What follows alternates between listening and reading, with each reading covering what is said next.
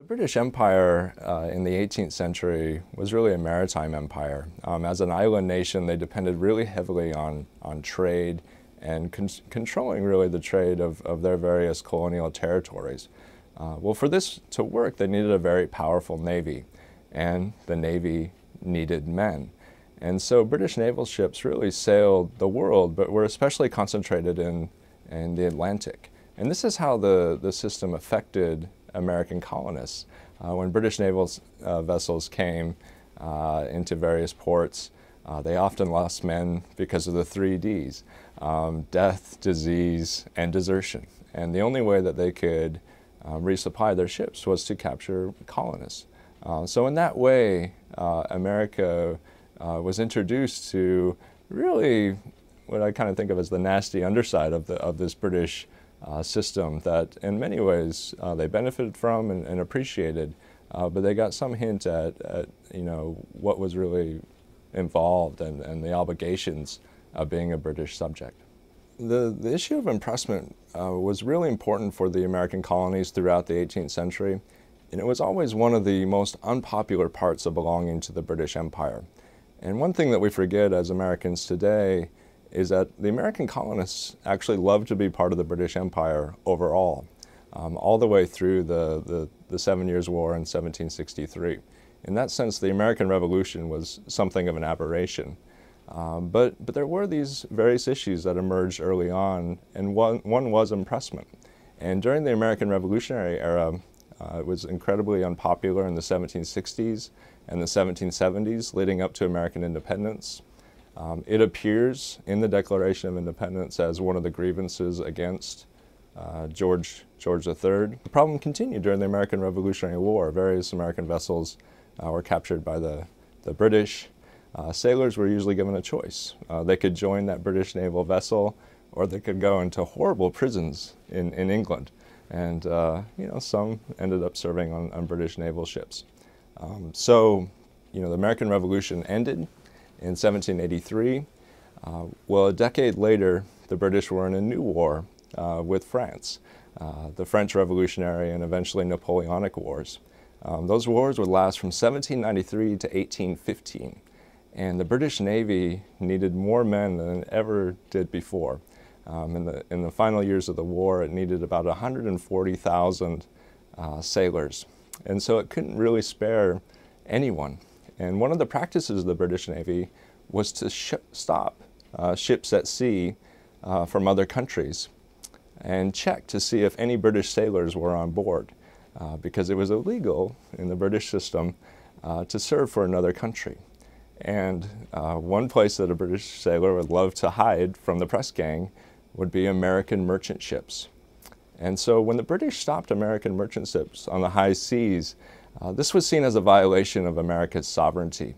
And various American administrations, starting with George Washington, continuing with John Adams, Thomas Jefferson, and ultimately James Madison, all rejected this as something as a violation of America's sovereign rights. And the way that impressment worked is that the British Navy essentially needed more sailors than were available at the time. Sailors in the British Empire worked on merchant ships and on naval ships, and this was fine in peace, but in times of war, there was essentially more need than there was supply. And so what the British Navy did is they used a forcible conscription system, impressment, in which it was actually legal to violently apprehend men and put them on ships. Because the American colonies were members of the British Empire, that meant that American sailors also could be impressed. And once a sailor was impressed on a ship, he was essentially on that vessel until that particular war ended, until he died, or until he escaped. Those were really the only 3 ways out of the situation. Impressment was often compared to slavery in its own time. The systems were different, but they had some similarities. When a sailor was impressed, we have some first-hand accounts. They often likened themselves to enslaved Africans. The really important differences were that slavery was permanent, it was hereditary, That means that it passed down to following generations. And of course, there was few, if any, not any, benefits. Impressment only lasted for the duration of a particular war, and then sailors went free. They were still paid a wage by the British Navy, and I think the single most important way to tell the difference between the two systems is that we have amazing records of some enslaved Africans who actually wanted to be impressed. That means they sought freedom in the British Navy. So that clearly shows that impressment provided a certain amount of freedom that wasn't available under slavery. Indentured servants in colonial America also worked under a certain term of service. The way that indentured servitude worked is that a laborer in England that didn't have really great prospects could come to America, and essentially the cost of that voyage, that person pledged to work for a certain number of years, usually 4 to 7 years. And at the end of that indenture, that person was free. And ideally, he would get some land, some benefits. So in my book, I compare impressment to indentured servitude, to slavery. We often think of the 18th century as the age of enlightenment and the age of liberty, and it certainly was those things, but it was also the era of servitude. More people crossed the Atlantic Ocean to come to the Western Hemisphere under some condition of unfreedom than they did freedom. We don't have exact figures about the number of men who were impressed, and that's because the Navy didn't keep track of itself. Whenever a person entered a ship, the person's name was written down, but the exact circumstances weren't clear. And so our best estimates for the number of men that were impressed are somewhere between half and 2/3 for any given war. So using those numbers, we can safely say that about 250,000 men were impressed during the 18th century. That makes it the second most common form of forced labor, forced service in the British Empire after slavery. There's a great quote by a British admiral in the 18th century, Philip Cavendish, and he said, "They're all volunteers when they find out they can't get away." And by that he meant that when a sailor was captured by a press gang, he was offered a bounty if he would like to take it. If he took the bounty, he was automatically a volunteer. And who wouldn't take the bounty? The one problem in taking the bounty from the press gang is at that point, that sailor had no legal recourse to get out of the Navy. And there were certain ways, certain legal means that a sailor could escape. If he wasn't a sailor, that was the quickest way. Because legally, the Navy could only impress seamen. So if a person could show that they had some other occupation, that they were impressed illegally, then they could get out. One way that this happened was through their family on shore. And so this institution affected a lot of people, a bigger cross-section of society than just the men who were captured. And so wives and mothers and other relatives would petition the British Admiralty to get the men out. The other thing that they could do is they could file for a writ of habeas corpus. And this basically meant that they were captured illegally. And at that point, the Navy would have to show the courts that this person actually was a sailor and that he belonged in the Navy. There was always a certain amount of controversy about press gangs and whether they were on the up and up, whether they acted properly. They were certainly susceptible to bribes. Men got out of service that way. And so there was a lot of legends about press gangs and recruiting. It's in English lore. One of my favorites is that you should always be careful when you're sipping your ale in a tavern, because some recruiter could always have put a shilling inside of your glass. And if you accepted that shilling, just like the bounty, you essentially were saying that you were volunteering for service. So you wouldn't want to drink that. And that's one reason, according to legend, that to this day pint glasses in England are glass, clear, so that you can see what you're drinking. So there's some amazing moments in the Atlantic world involving impressment in the 18th century. One of them takes place in November of 1747, when a small British fleet under Admiral Charles Knowles was sailing from Canada to the Caribbean, and they stopped over in Boston. And Knowles, like so many British commanders, needed men, and so he did what the British do.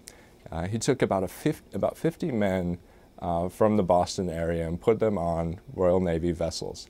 Well, this caused Boston to explode in protest because Knowles had violated some unwritten rules about impressment in Massachusetts at the time. And the most important one was that the British Navy was not to take Massachusetts sailors, that is, men that were born in the colony, and that's exactly what Knowles did. And so the crowd rose up. They actually captured Knowles's officers, so in a sense they turned around and impressed the British Navy officers, held them hostage, and took over the town for 3 days. The governor of Massachusetts, William Shirley, fled. He went to one of the islands in Boston Harbor, and the only thing that ended the whole commotion is that Knowles threatened to fire on the town if they didn't release his officers. Well, at the time, there was a young Sam Adams that witnessed all of this. He was 25 years old and had recently completed his master's thesis at Harvard, which was about when it was legitimate to oppose civil government. And he decided that this was one of those times, and that the riot against Knowles and against the British Navy was justified. And so in that sense, it helped to be a wellspring of ideas that would play out in the American Revolution. Really kind of amazing moment in the history of impressment happened in the early 1770s, before the American Revolution, but during a time of tension between the American colonies and Great Britain. The British Navy began to man for a possible war with Spain over the Falkland Islands, which remains a controversial issue to this day. And various people wanted to explore whether this was actually legal. Could the British actually capture men and put them on ships? And so we have records from the early 1770s of Benjamin Franklin educating himself and reading one of the leading rulings that said impressment was legal. And he wrote on the margins of this ruling all kinds of sarcastic comments against really the whole British system of government, which he decided that if this was legal, then it showed that it didn't really support liberty. And his solution was that if regular sailors could be impressed, then that means that judges should be impressed, British naval officers can be impressed, and even the king himself should be liable to impressment. That was Franklin's solution. Almost at the exact same time, George III was reviewing the same legal decision and came at a completely opposite conclusion. He decided that it was perfectly legal, that the king should be able to command the service of his subjects when he needed them. And this was a case of difference in style and substance as well. Whereas Franklin had been creative and writing on the margins of the ruling and making up his own solution, George III very diligently had recorded the legal ruling in his own hand, line by line by line. He reached a conclusion that he was happy with. There's a lot of lessons that we can really take from the issue of impressment and how it worked during the 18th century. I titled the book "The Evil Necessity" because Britain found itself really in a compromised position. In order to establish and continue the world dominance that it had, it in essence had to violate one of its own principles.